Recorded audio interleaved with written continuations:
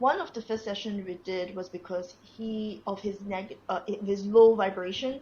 It was easy to attract other similar energies of low vibration, but yet he was very spiritual.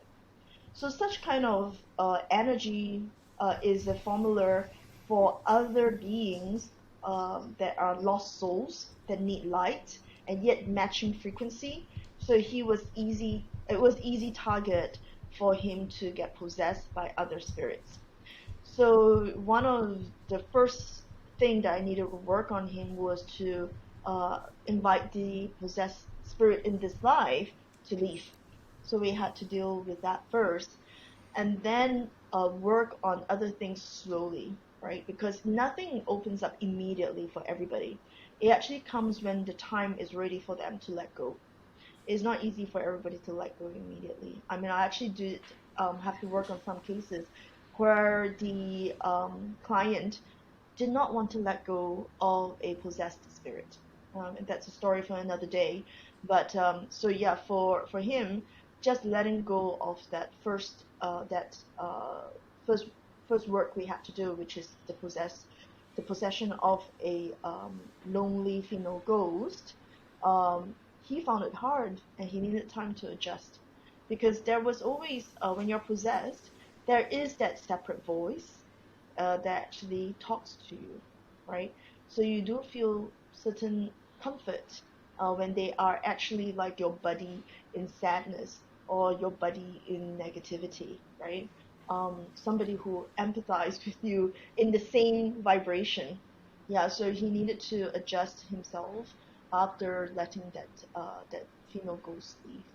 Yeah. So I guess in a sense, um, I mean, this was never part of the initial conversation, but um, even if you were possessed per se by other spirits, uh, in some cases, some like these people prefer being possessed in a sense, right?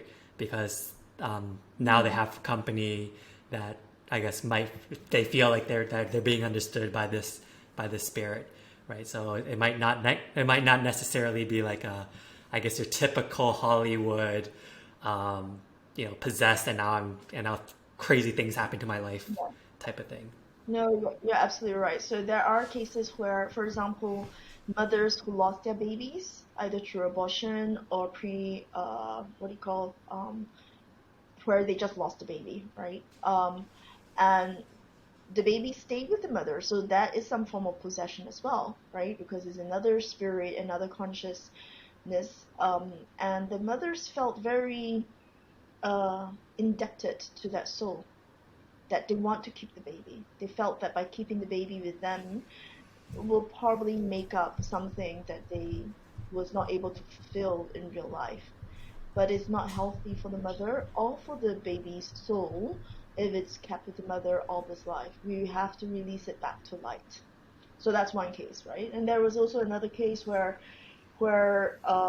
this possessed spirit from the past life actually um, uh, gave this client a sense of extra power, the ability to see things in a different light, the ability to do healing, ability to do certain level of miracles, right?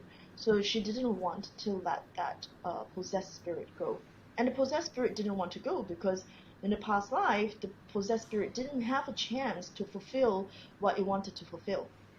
So it felt that it could do so in this life with my client. So yeah, these were some of the cases where it was really difficult to let go of a possessed spirit. Yeah, I guess you briefly mentioned it's like it's not healthy for the host. I guess the person who's living here and the spirit itself. Why is it not healthy? Right? Because I mean, I guess if I were to just take a third party view of this, like hey, like these two. I mean, this person and this soul seems Along. to get along. Like, well, why? Why should we say it's wrong or something? So this leads nicely into what we really intended to talk about, which is actually about the soul fragments retrieval. Mm-hmm. And it's also not healthy for the person who is the host of that possessed soul, because then there will always be somebody who's living off that energy. they are always sucking the light. So very often a lost soul or a possessed soul, it needs light. Mm-hmm. It looks for light. So then the body carries that light and is actually feeding the soul. So it's actually sucking the energy as well. So which is you'll be thinking. So when you are not when imagine we're not complete in the light, right? Or sometimes we go into a lot of darkness. I mean it's very natural. Like if it's winter, a lot of people feel very depressed because it's always dark. It's just Yeah. not natural for us to be in constant darkness or having our light taken away. So you'll notice that the soul, our energy or our mood is impacted by this possessed soul or consciousness.